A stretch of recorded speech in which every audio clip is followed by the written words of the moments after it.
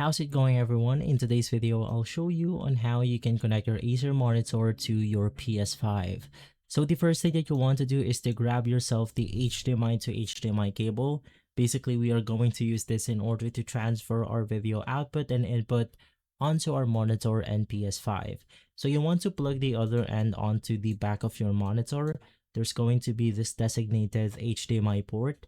And then on the other end of the cable right here, you then want to find it at the back of your PS5 right beside the LAN cable and the power cable.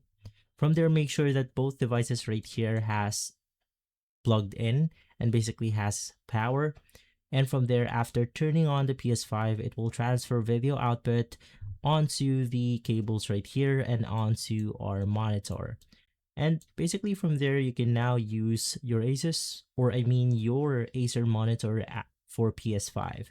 If this video has been helpful, leave a like, subscribe, and follow us for more videos like this. Thanks for watching.